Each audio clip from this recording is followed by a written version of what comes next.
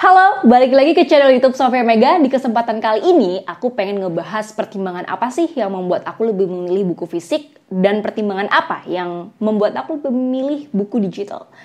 Pertimbangannya apa saja? Tetap tonton videonya sampai habis.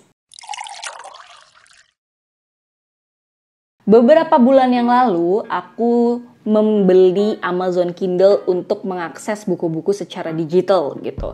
Kalau misalnya kalian nggak tahu Amazon Kindle ini apa, langsung tonton video di atas ini karena ada penjelasan lebih detail di sana.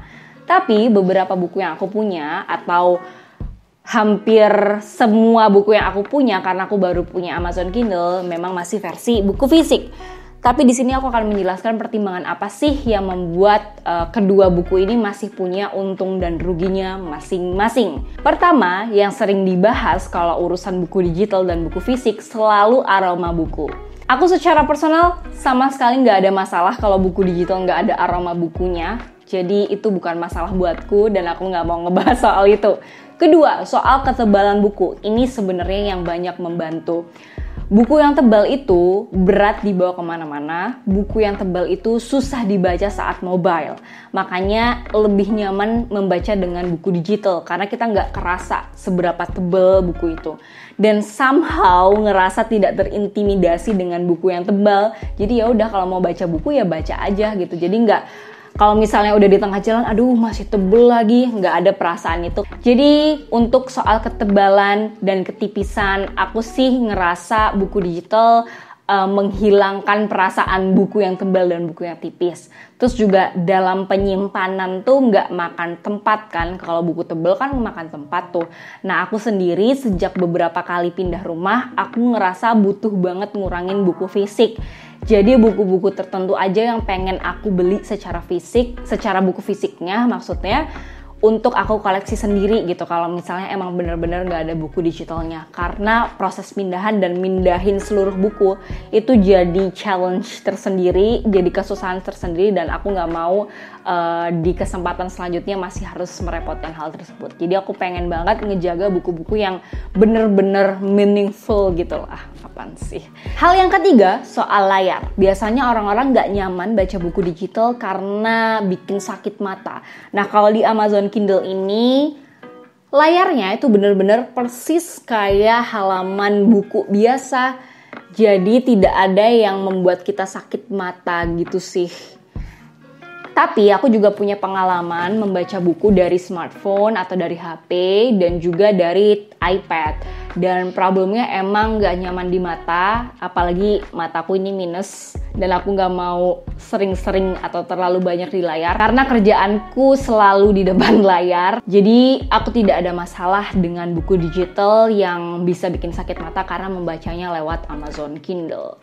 Atau ada juga temennya Amazon Kindle namanya Kobo. Jadi sebenarnya buku digital yang diakses dengan gawai seperti ini tuh ada beberapa brand. Jadi bukan cuma Amazon Kindle aja. Selanjutnya sebenarnya pertimbangan utama aku membeli buku secara digital adalah karena aku males mencari stok buku-buku yang susah dicari di toko buku tertentu. Jadi kalau di buku-buku impor gitu ya, buku-buku berbahasa Inggris kadang nggak semua ada di Indonesia, kalaupun ada harganya mahal banget. Jadi aku pengen mendapat akses yang lebih mudah dan juga harganya bisa ya 10.000 sampai 30.000 lebih murah. Kalau ada deals ya lumayan.